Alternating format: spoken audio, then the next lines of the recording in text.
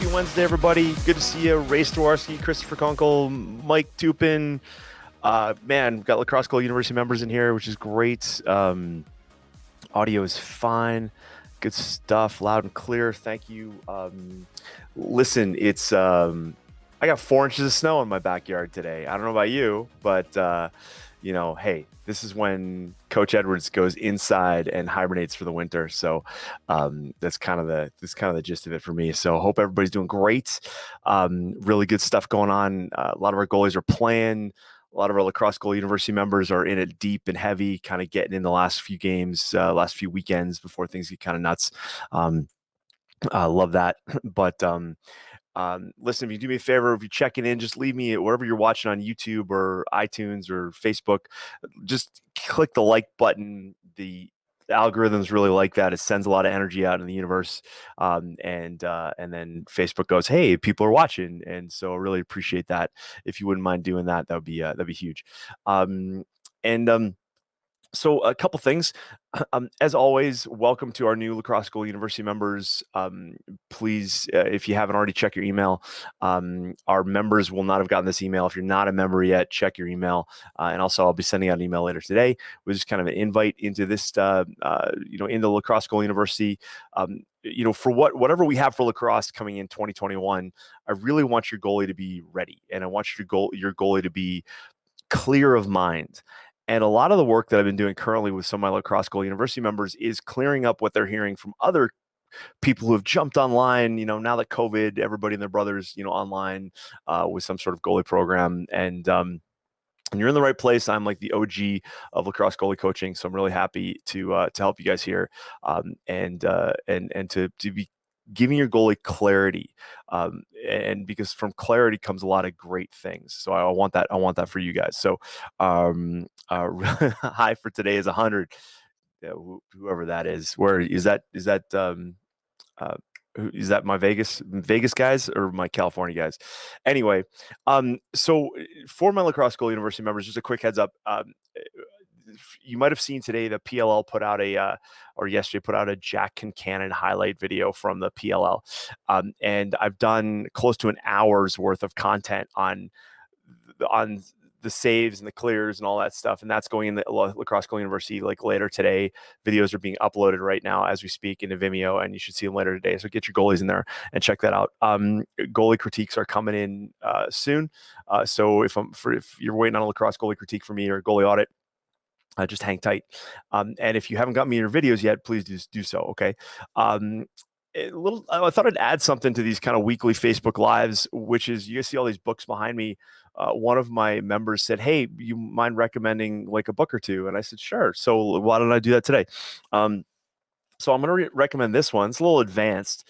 This is probably for my college age goalies and parents across the board. So parents, if you've got young goalies, it's called The Body Keeps the Score, and it's a New York Times bestseller written by Bessel van der Kolk. And if you go on YouTube, you can see some seminars that Bessel van der Kolk has done. He's actually from Boston.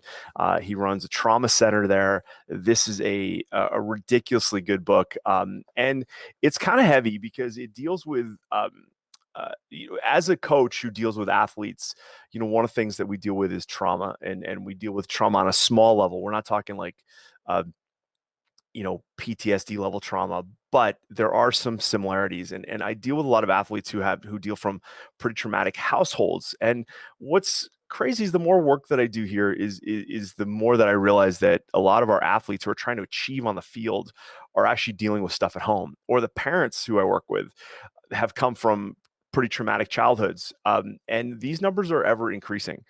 So whether I've got parents who come from military backgrounds, or I've got parents who come from backgrounds where they had abusive parents, it just like ridiculously good to understand what's kind of going on out there in the world. If you don't come from a household like that, I think one of the problems we have in youth sports is when we see parents freaking out on the sideline, or coaches freaking out, or athletes freaking out. taking a little bit of a higher level approach is really beneficial. So I can't recommend this book enough. The Body Keeps Score. I've actually read it twice in the last 3 weeks, and it's really helped me kind of as a coach deal with some of my athletes and also with some of my parents, and also over at my work at athletespecific.com.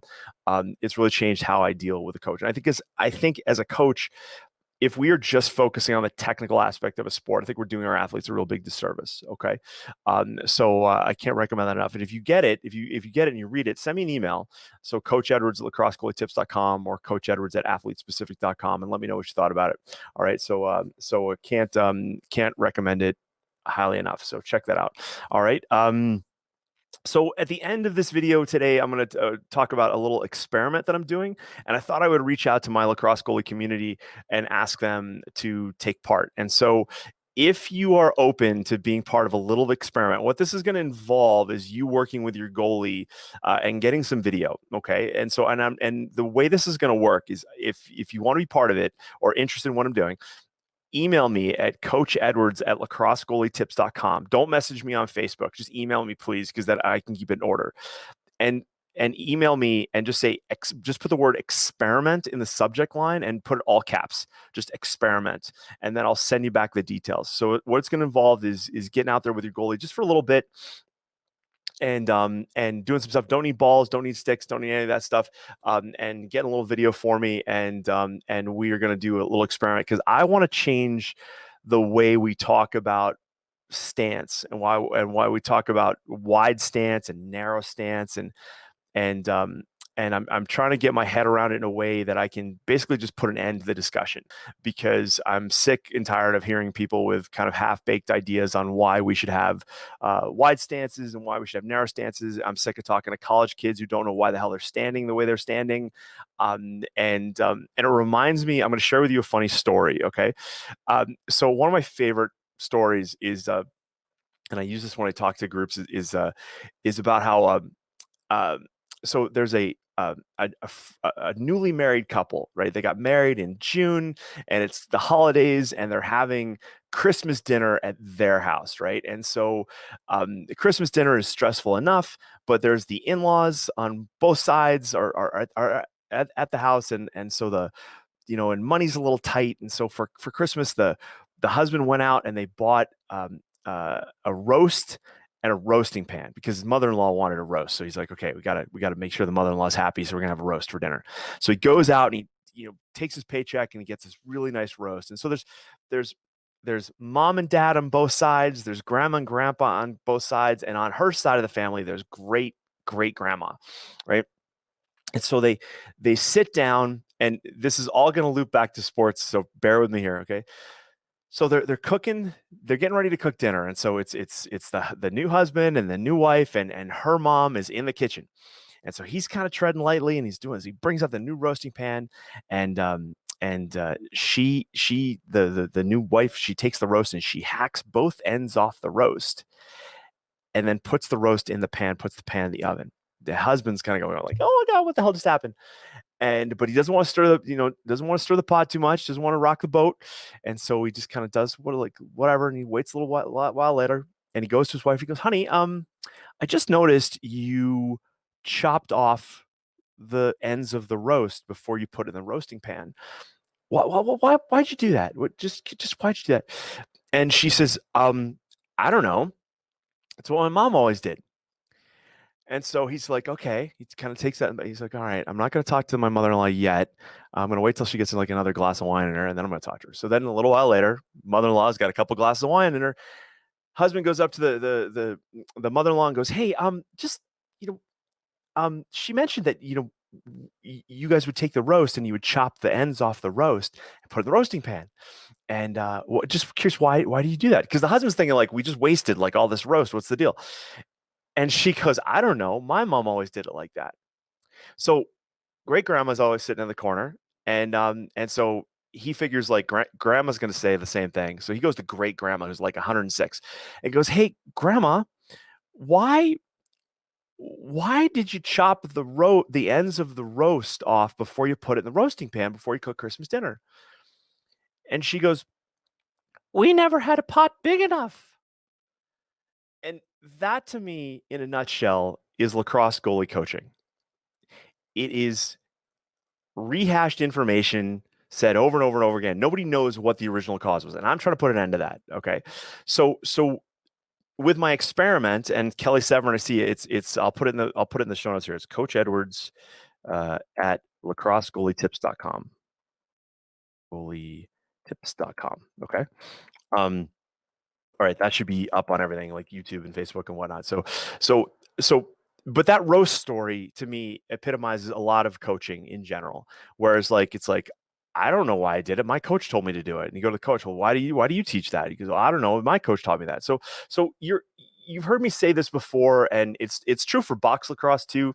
And I want to put an end to that. So you're in the right spot. So um send me an email, Coach Edwards, lacrossegoalietips.com, put experiment.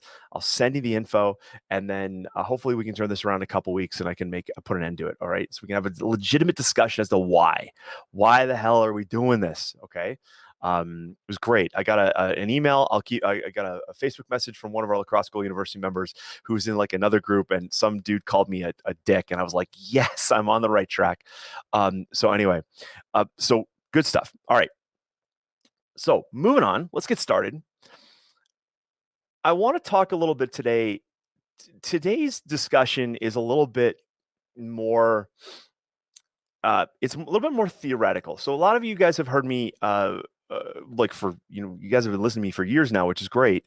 And I want to talk today because I want to give clarity to your goalies. I want to give clarity to you as a parent or clarity as a coach, and go, okay, listen, let's what are we doing here? Like, why are we fretting over lacrosse goaltending? Like, why are we trying to get our kids better? Like, what are we trying to accomplish?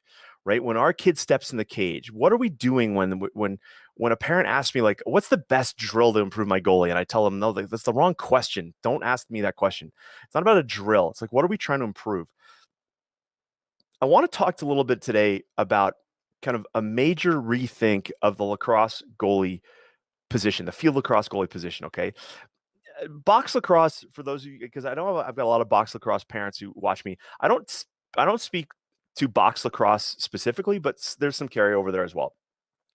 But box lacrosse is kind of sorted, and it's although there's some things I would improve there, but I'm not going to speak about that today. My discussion today is really about field lacrosse goaltending, because I want to put a dent into the lacrosse goalie save percentage. All right. And what I want to start by sharing with everybody is, like, you may not know this, but in the grand scheme of goaltending, okay, soccer, ice hockey, field hockey, handball, um, field lacrosse, box lacrosse to a degree, field lacrosse goalie has the worst save percentage next to handball. So a handball goalie roughly has a 30% save percentage. And if you've ever seen handball, go YouTube it. It's really kind of cool. It's very popular in Europe, very big sport in Europe. And the shots are from like super close, and it's kind of crazy. So it doesn't surprise me that it's a 30% save percentage because of the proximity to the goal. Okay. Now, field lacrosse actually has more shots taken closer to the goal, but a lacrosse goalie, if they're having a good day, is probably sitting about 60%, right? I think that has moved maybe marginally over the years. Like, I remember back in high school, it was kind of like 55% was a good day. That's for the boys. For the girls, it's like 40, like it's like less. So, but that makes me, I always think of, like, well, if our save percentages are that bad, and we look at the sport in general and we go, like, well, is field lacrosse that much more difficult? And I do believe it's very difficult, but there's like a 40% gap there where we can improve, right? To have like a perfect day, which, we tell our goalies, like, hey, you're never going to get a shutout in field lacrosse. I got one in my entire career, and I still have the ball from it. It's from a summer league, Begataway, Babson College, with the Flantons from like 102, whatever. But the only shutout I ever had was a lacrosse goalie. So I get it. Like, lacrosse, I'm not trying to make it easy. But I do think there's signs for improvement. And so I want to have a tough discussion today about this, because I realize there's, like, coaching is holding lacrosse goaltending back like hopefully not here, but even in my evolution as a coach, I've gone away from teaching a certain like a very strict stance and a style to being more athletic, right? And you know the videos, the hour worth of video that I just put in Lacrosse Goalie University about Jack and Cannon um, proves that, right? Like we see examples of much more athletic goalies, yet there's still coaches teaching goalies to not do certain things, and that really bothers me. Okay, so so I this bugs me from a sports perspective.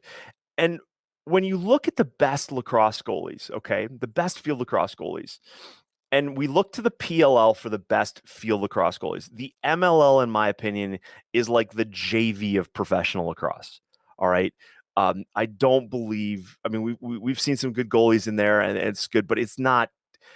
It's the JV of professional lacrosse, and I hope I'm upsetting all those goalies because you got to up your game so you can play in the PLL, right? Or sometimes you got to up your Instagram following to play in the PLL, but that's a whole other deal. All right, by some standards, by like old school lacrosse goalie coaches, which are still all around, the technique of those goalies in the PLL is sloppy, right? Um, it's not traditional, okay? And that's a problem, okay? Because we don't teach a uh, a stance for stance sake.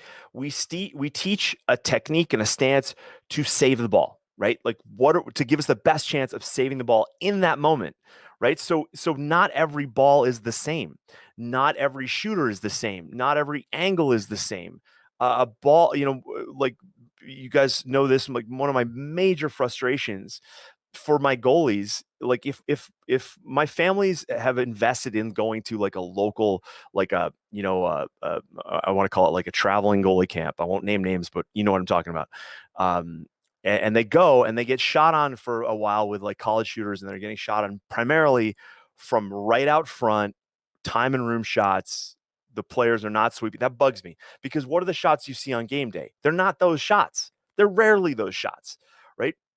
So that to me is a waste of time, energy, and money, right? So the idea here is that okay, what we need to understand that the overall um, quality of shot, variety of shot varies. That's why we call it variety. It varies, and we need to be understanding that not every shot it needs to be treated in the exact same way. Okay, so the disservice I think that's being done for lacrosse goalies in general is that primarily the one particular style is being taught for every shot, right? And when we think about it, the one of the main issues there is that we play primarily with one hand. Okay, so you guys, I've shared this here before, but I'll share it more specifically now. This idea of like I believe the lacrosse goalie of the future will change hands strategically based on where the ball is on the field. Okay, so I was taught that briefly. I think everybody asks this question. Every parent asks this question, and I think it's kind of telling because brand new lacrosse goalie parents will ask some of the most telling questions. And when you hear these challenges or these questions over and over and over again, and I've heard them now for like close to 30 years, you start to go, well, yeah, right. The question is like, okay, if you're a right-handed goalie and you're standing on the right pipe, does it make sense to leave your stick in that hand? I believe that it doesn't make sense anymore. I believe that we do increase like the base save potential of a goalie by switching hands. And that potential is basically that size, the surface area they take up in the net at the time. All right. Now people think, well, like, if a goalie who goes out and tries that tomorrow and has never done that before, it's going to feel weird. It's going to feel unnatural. But I believe the lacrosse goalie of the future will do that. They will switch hands and they will do it seamlessly. Okay. Why? Because they practiced it. So if you go and ask a professional lacrosse goalie today to switch hands, they might have a go at it. They might feel all right with it. They might kind of do it randomly, but it's not like a tool in the toolbox that they can rely on. right? And that to me is because they just haven't they haven't practiced it. They haven't given enough time. The same is true when you look at hockey goalies that used to just we were all taught as I was an ice hockey goalie in a generation where you weren't told to drop to your knees, right? It was bad to drop to your knees. You played standing up and you made kick saves and you did all this and did all that. And if you dropped to your knees, that was bad. And then when Francois Allaire in Quebec started teaching goalies to drop to their knees and do the butterfly style, I'm sure there was a lot of old school hockey goalies that couldn't do that yet, or it felt weird, or they tried it and they missed saves that they thought they should make because it was so unusual to them. And in field lacrosse, we're going to have this, like, for those of you listening to me that have young goalies in your backyard, those are the goalies that will adopt this and they will make the change. And by the time they are in college or playing professionally, they will be the ones who do it seamlessly because they adopted it early, they gave it a chance, and they stuck with it and they saw results. Okay. So we got to think about those things. We need to think about athleticism. We need to think about stance. Today in the videos that I did about Jack and Canada, there's saves he makes where he looks more like an ice hockey goalie or a handball goalie than he does a field lacrosse goalie. Okay. Really, really important. Um, um, Jacqueline, Jacqueline, right? Hey, Jacqueline, good to see you.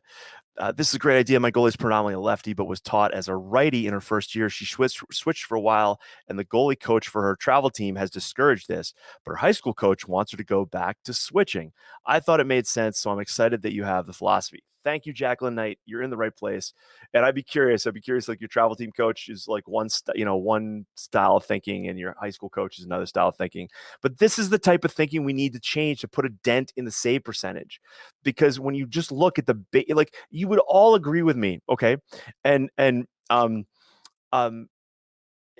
and Jacqueline Knight, by the way, I'm looking forward to your goalies video this week. Okay, I'm really looking forward to doing that audit. Here's the thing: you'll all agree with me that if we put a big kid in the cage, male or female, they're going to take up more space than a small goalie, right? Just it's just simple math, right? So then why don't we take advantage of that in more places than others, right? So in more times than others. And when I see a goalie, I've done reviews in Lacrosse Goalie University before, where I've seen like college goalies missing saves because their stick is like hanging outside the post. That doesn't make any sense to me. Why make it harder than it needs to be? Okay. So, all right. That being said, moving on. We need to rethink equipment design for goalies. And I will preface this by saying, um, um, sorry, my phone's on. My daughter's texting me that she doesn't have the right shoes today, and we got 4 inches of snow. Um, so sorry, McKenna. Bye bye. I'll pick you up at 2:30. Here's the deal. The equipment design issue, all right, is important because it's going to be up to you as parents and you as coaches listening to me to go, you know what, this sucks, right? No other goalie in any sport plays as underprotected as lacrosse goalies do, right? Not box lacrosse, field lacrosse, right? So no goalie in any sport, proportionate to the ball and the speed and the size and the durometer and all this crap, like we're naked. And I went through that. I played naked, right? I get it. And we all hope that the shooters we're up against are going to pick a corner instead of pegging you off the inside of your thigh or your calf, and like, which are some of those painful things ever. I've shared this before, but my conversations with professional lacrosse goalies is usually goes like this: they've been seriously damaged by balls, and now these signature lacrosse balls that are ribbed are causing like skin breakage. Like, it's not just about getting a bruise, it's basically getting like a road rash, right? That's not cool, right? No one thought that through, right? But the idea here is that we need to rethink in equipment, and here's why. You may be able to play naked. I'll use that term because it's kind of fun. But when you see a PLL goal and you think like they're playing naked, it's true. And the videos I did of Kincannon, he makes some saves with his body, and I'm going like, all right, I get it. You're a professional lacrosse goalie, and at that level, you can make some saves with your body. I remember trying out for the Canadian national team ages ago when I moved up here, and taking, like, just absorbing balls from some of the greatest lacrosse players in Canada and going like, that sucks. Like, that's like, it's not fun because it affects your ability to make the next save.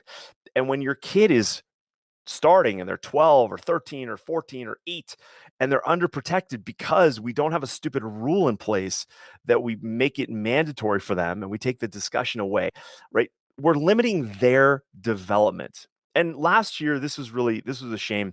One of my Lacrosse Goalie University members came to me. Parents, hired me to kind of just like somehow save this goalie.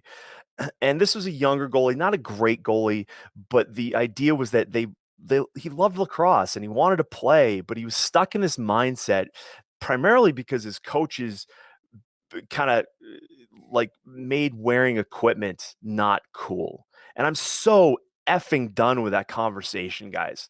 Like, I'm so done with it, right? But it's going to come up to you as parents, and maybe we need like a petition. And if that's something that makes, you can leave me a comment or whatever, or send me an email, and maybe that's the way we got to go, because we just got to eliminate the conversation. Because why? We want goalies to play and be happy, and we want them to have good results. And if they have good results, they're gonna get more confident. And if they're gonna be more confident, they're gonna have better results, which makes them a better goalie, which makes them play better, and makes the shooters around them better, makes their team better, makes their program better. It's a total trickle down, up, whichever way you want to look at it, result, right? So I'm just kind of done with it. But it's gonna take a little bit of uproar. And when it comes to equipment design, unfortunately, there's not enough field lacrosse goalies to warrant anything other than throwing a protective thumb on a glove, right? I had a goalie this year broke their thumb. I had another goalie who broke this bone on their finger, on just an everyday save. Right? Why? Because the goalie, because he was given gloves as a team, right? And they had like a team buy, so they're all wearing the same brand of gloves. That glove is like they're even horrible for attackmen, to be honest. I'd like to see more PLL guys break their fingers because they get some slash from a long pole. Then we'll see a change, right? It's almost like that's what we need to have happen. We need the long poles at the PLL level or the college Division I level to go like around like a bunch of lumberjacks breaking fingers. Then that'll push Brian and Maverick and Warrior and all that to up the fingers, right? To make that change, because goalies are trying to make saves only with their stick, not because that's the best thing to do.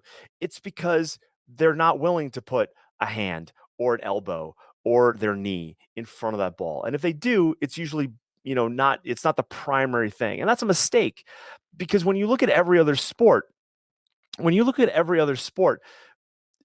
goalie is primarily using the nearest appendage to where that ball is going, right? You're not A hockey goalie is only reaching across to catch a puck if they have plenty of time to do that, right? That's the deal, right? A soccer goalie is diving and jumping and making plays. And when you see soccer goalies stopping in close shots, right? This is probably one of the best examples to look at. You see soccer goalies making in close shots, and what they're doing is they're trying to get as big as possible, and they're throwing whatever they can in front of the ball to make a save, regardless of the rebound. Right? They're not caring about the rebound. They're just trying to get something on the ball so that it goes away. We don't do that enough in lacrosse. It's not taught enough, right? I recommend for my goalies to drop your stick, get in the cage, get shot on, and make saves. Like I call it the kitchen window stuff. Go in front of the dining room window.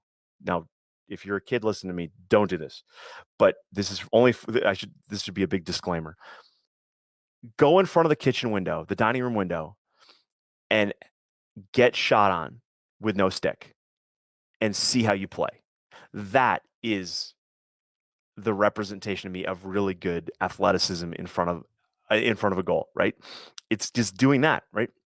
And if you want to try it, try it. Go in front of the TV. Better yet, go in front of the TV, hang on the wall in the living room, right? Again, don't do this. But if you did, go in front of the TV and have your sister, your brother, your dad throw balls at you and say, listen, none of these balls hit the television. Look how your goalie would play. Right. That to me is what that's their base athleticism, base reactive, natural ability. And when we throw a stick in goalie's hands, it's ruining all of that. Right. So I jump back to stick there, but talking about protection, we need so we need rules. And for those of you guys that run programs, for those of you guys that have, I think we just need to start from the bottom up. It's like, sorry guys, it's like mask wearing when the government doesn't say masks. It's like on the local level, we're like, it's probably a pretty good idea. Let's do it, right? And so people wear masks, right? We'll let the government catch up later, whatever. It's kind of like that for lacrosse goalies. We need the rules in junior programs and below certain ages. Like let's say it's minimally below grade 9, right? Let's just use that as a benchmark. Junior high school, right? Mandatory. Right? Mandatory, just no question. That way you take the dumb, like stupid questions out of the attackman and you take the questions out of the coaches and just go like, no, it's not about, sucking it up anymore and being a man or being a woman. It's just like, no, it's the rule. Like it's the rule. You just wear all the gear and you're in there and you're protected. Now, a hard Joel Rose writes, I'm sure there are 100 folks on here right now that are shaking their heads. Drives me nuts that the Lax Bros think because they suffered through it, so should everyone else. Yeah.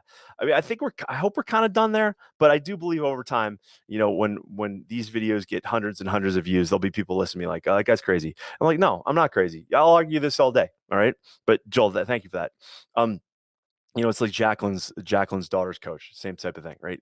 But what we need to have is, and this has been the problem forever, is that the pro goalies, the college goalies don't wear anything, but those goalies are getting abused, but they're on the opposite side of the bell curve, right? If we took this as a bell curve and say, all right, where's your goalie?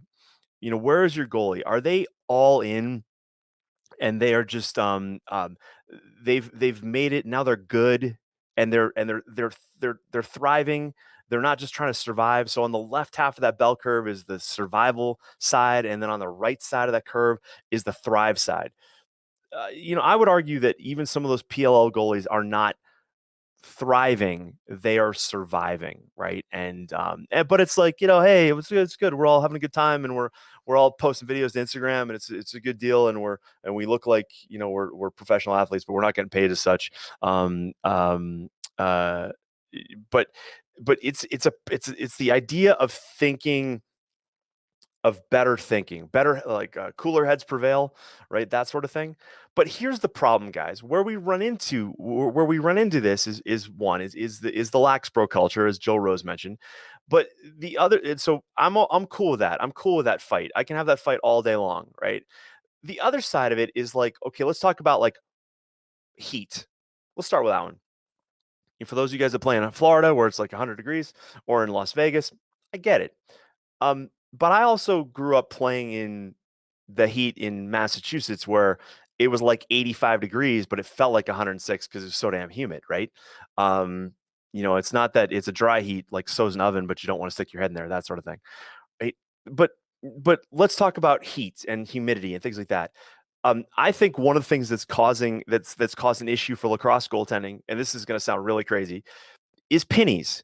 It's the adoption of um, uh, it's the adoption of pennies, and pennies, like when you look back at the lacrosse goalie position, we had chest protectors that had shoulder caps and had upper arm guards, but most teams played in jerseys. They might have practiced in pennies, but they played in a jersey that covered the shoulder. When you took that, and that would keep that shoulder cap down.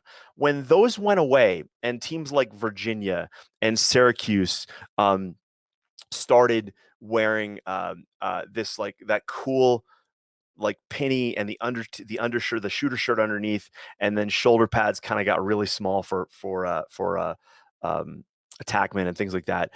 Then goalies, if they got in the cage, they would have these like flapping wings that nobody really liked.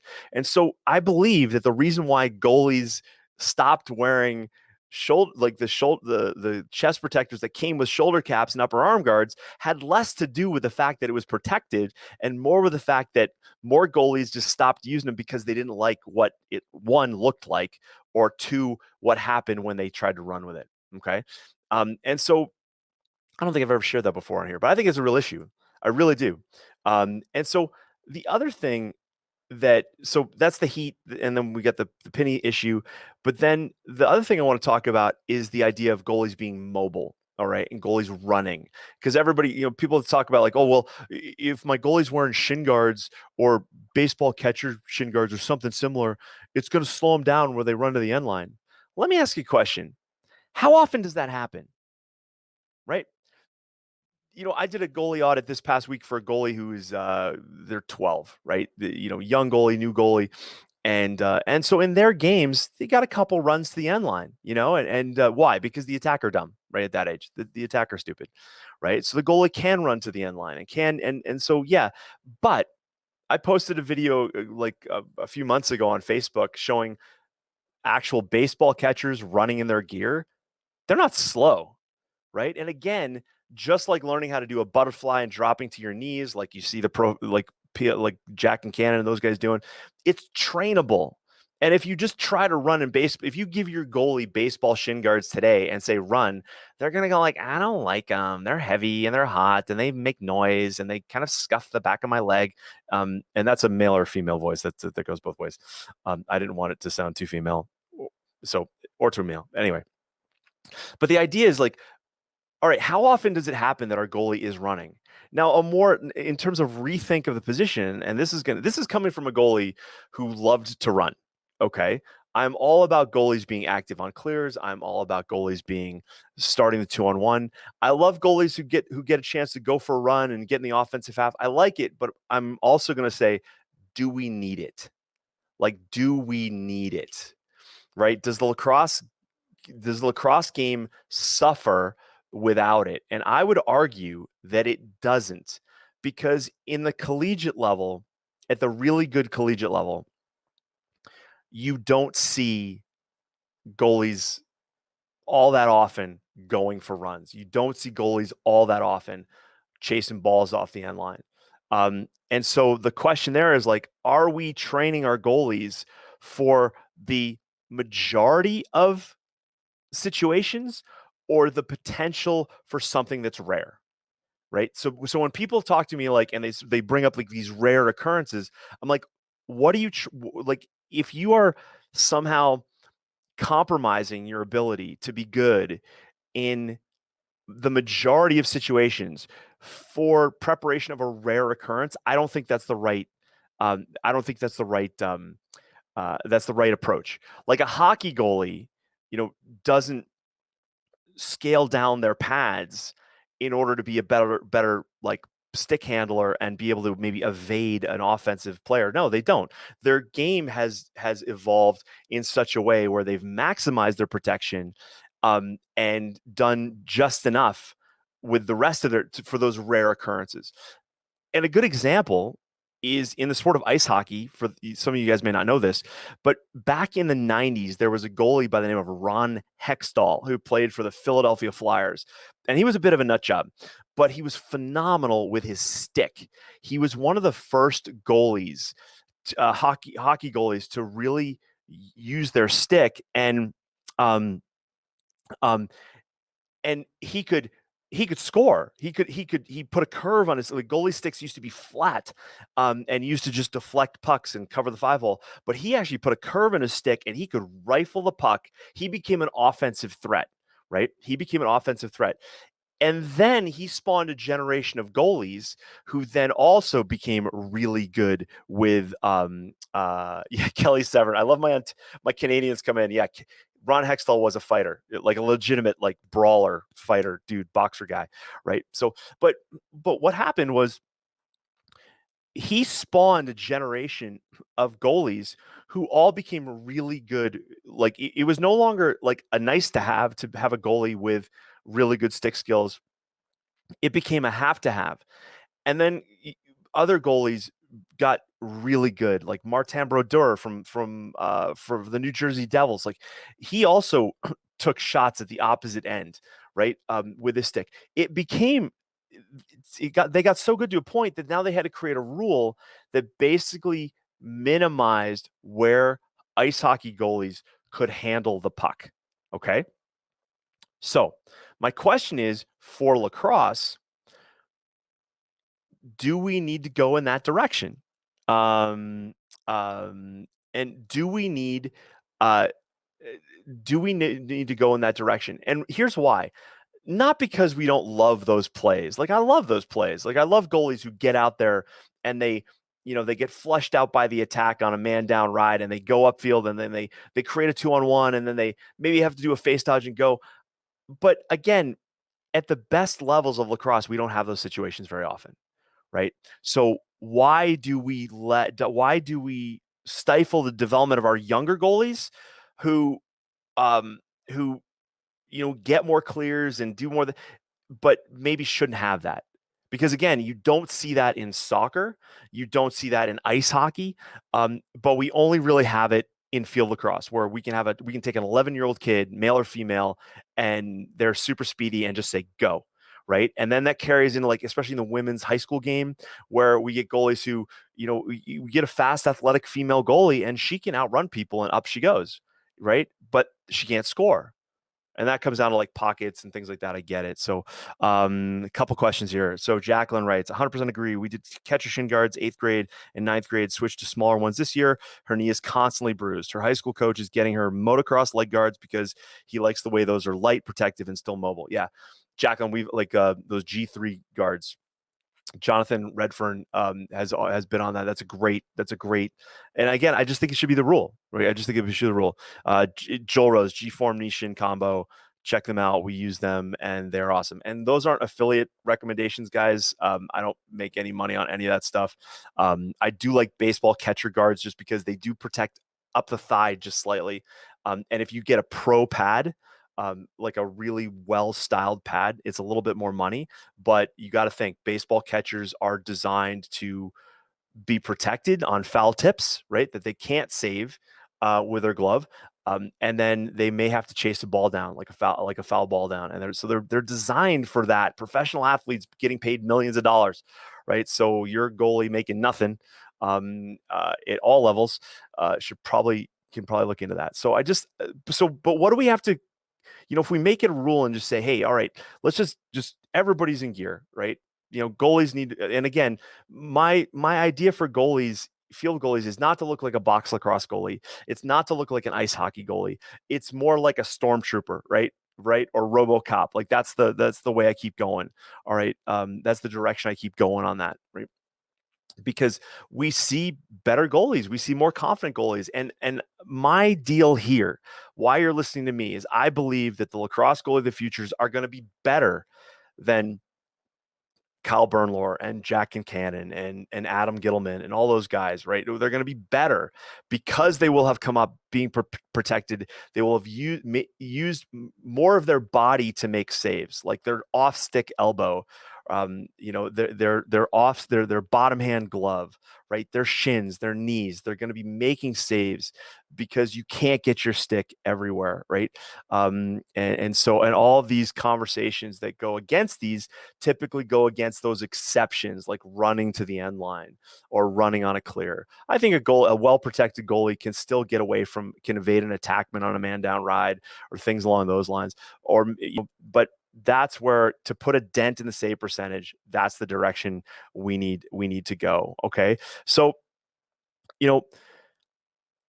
one of my main, and this may not apply to a lot of you guys, but because a lot of you guys have goalies, male and female, who are in it and they're going, but some of who hear me will have like new goalies, and I know that a protected, confident goalie stays in the game, right? They're not getting abused physically. And it's kind of funny because this book that I recommended at the beginning, The Body Keeps the Score, about trauma, that gets heavy into like PTSD and things like that. One of the things about trauma is that trauma that has a lot of adrenaline attached to it tends to stick into our memories, right? Whereas that's why, uh, and that's interesting to note because, you know, to use a very like dark analogy here, but if you imagined a child who was abused, like physically abused, the actual impact of that abuse, like I mean, the physical impact on the body is is it much different than a lacrosse ball, like hitting you somewhere on your body? Like, what's like, I don't think there's a difference. But the thing is that the adrenaline around it tends to create long-term memory and get stuck and cause that sort of trauma. So I think a lot of our young athletes who are in sport and the overall the adrenaline of that trauma is not such that it's going to scar them for life, but it does hinder their if it hinders their next save, like if it's in their mind for that next shot, um, then and I've seen this as a coach, like if you're shooting on a goalie, on a new goalie, and you're just given like nothing crazy, but you're just giving them shots and they miss one with their stick and they take it with their body and they get stung. Well, you know what it feels like when you go to the next shot, you can see them preoccupied with the pain of the past shot, right? And that's a problem, right? And I think we need to just get rid of that because we'll have more goalies playing. And when we have more goalies playing, we'll have better teams and we'll have better shooters. And better shooters make better teams. Better teams make better programs. Better programs make better leagues. And better leagues make better lacrosse players as a whole. And the sport gets stronger and stronger and stronger. So it's trickle down, trickle up, whichever way you want to look at it, right? So I think that's really, really, really important. David Wagner writes, "My son wears the G form, love him." And yeah, that's David's son in the cage there with the G forms. Love it. And I do like that knee shin combo. I really, really do. Also, just to talk, I don't want to get too deep in here, but um, football pants, even without the pads, it's like Spanx for lacrosse goalies, right? And I'm not talking like the really high end Nike type, like Division I football pant. I'm talking like the old school, like thicker material. Just having that extra layer of protection can be enough, right? I don't want to get too oh, awesome. Our new goalies start in the Milek hockey shin guards. Yes.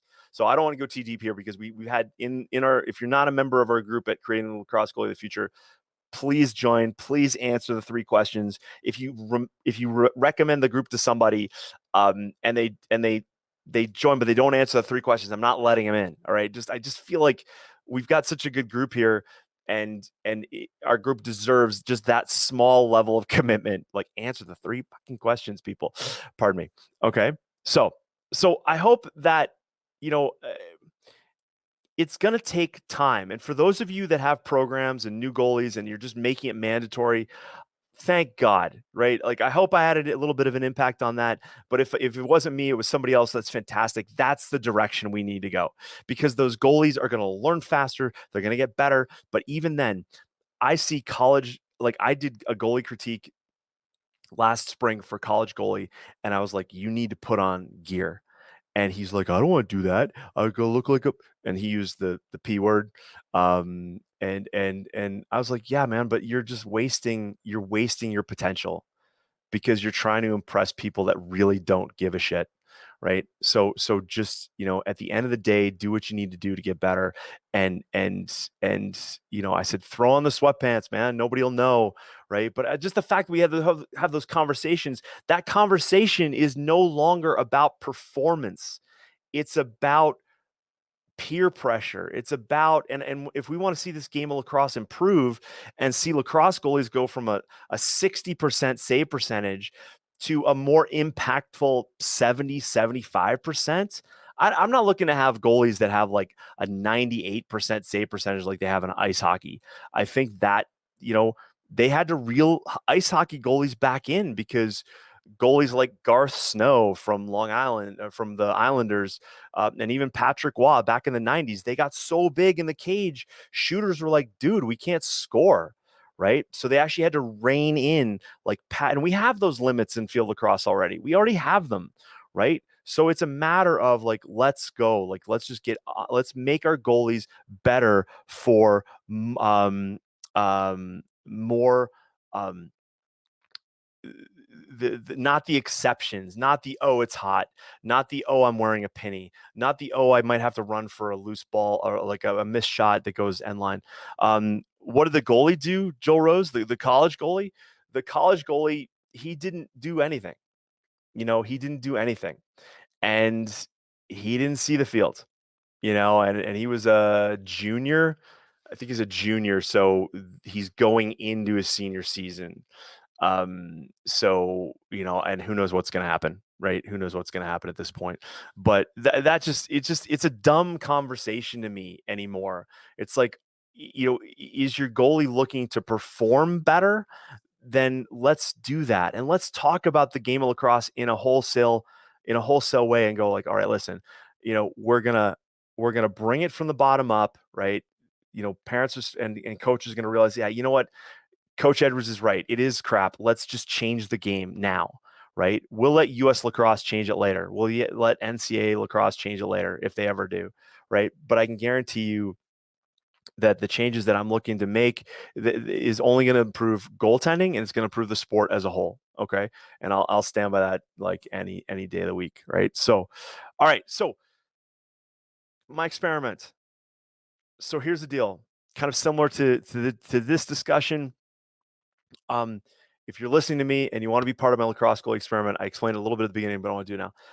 One of the topics in field lacrosse right now that drives me crazy is the idea of the wide stance and the narrow stance. And I believe that wide stance is being like, it's going to ruin a generation of lacrosse goalies. Let's put it that way. Okay. So I have an experiment I'd like to reach out to lacrosse goalie community for some help on. And it doesn't matter to me if your goalie's male or female, if they're a collegiate goalie or if they're just starting out. Um, I would love your help. Okay, so what it's going to involve is taking a little bit of video of your goalie, sending it to me, dropping it into a probably at like a Google folder, and sharing that with me so I keep this all kind of organized. But if you'd be interested, you got to email me, Coach Edwards at lacrossegoalietips.com. Okay. Let me see if I can go back to my email here. So I just posted it on the video. So for those of you guys watching the video, you can see it. Coach Edwards at lacrossegoalietips.com. All right. And just put experiment in the subject line, put all caps. That way I can see, because I'm probably going to get a bunch of these. Right. And then what I'll do is I'll send you the information probably later tonight or tomorrow. So hang tight. But and if you're getting this down the road and I'm still doing the experiment, you can still email me, Coach Edwards, lacrossegoalietips.com. All right, and we can do that. But the idea is I want to put some clarity around this conversation, because right now what I'm seeing is there's no clarity. Right? There's no clarity. The goalies don't know why they're doing it. They don't know. And it's kind of like my roast story at the beginning of today's episode, right? And so I want to put an end to that right now, because there's coaches out there online like pushing things, and they don't, in my opinion, they don't know what they're talking about. So I want to just kind of do this little experiment, see where we go, and be able to put clarity around the conversation, because I think it's interesting, right? But I want to put an end to it. Okay, so that's it for today, everybody. Record numbers, which is great. I love it. Listen, if you know a lacrosse goalie or coach or parent needs to hear it, please share this with them. Or if you haven't already, I'll put the audio out on iTunes as well, so you can check that out. And then, as my mom says, wear your mask. But listen, for all of you guys with lacrosse goalies out there who are like, it's the most undercoached position in any sport, right? So you're in the right place. And with these conversations, what I encourage everybody to do, which no other coach does, is if something I've said bothers you, you think it's wrong, let's have a conversation about it. All right. Because I guarantee you, no one's thought about this as much as I have, but I want you to write me, Coach Edwards, lacrossegoalietips.com. Send me a message on Facebook. I don't give a shit. Just let's have the conversation. Because if you walk away and just think like, oh, I'm a dick, right? Because what I'm saying, or it's all theory, BS, right? I'll argue you all day, but I want to have the conversation because I want to change the game. If you're not willing to have the conversation, or your coach isn't willing to have the conversation, I question that coach, right? So I question that coach, right? And I question you, right? So let's let's do what's right for the lacrosse goalie of the future, right? To not just put up with a 55% save percentage or 40% save percentage. Let's go. Let's make this better, right? So let's have that conversation, right? Because we're changing the game one goalie at a time. You're in the right place. Thanks for watching. Thanks for listening, everybody. Thanks for all the hearts, the comments, the likes, and the love, and all that stuff. We'll see you in the group this week, right? To all my Lacrosse Goalie University members, new goalie audits are coming out, right? I'm posting an hour's worth of new content on Jack and Cannon. Good for both the boys and the girls. Please watch. All right, get your goalies in there. And for all of you guys playing this weekend, make sure you post your photos inside our group there and on Facebook. And yeah, man, great to have everybody here. Take care, everybody, and I'll talk to you soon. Cheers.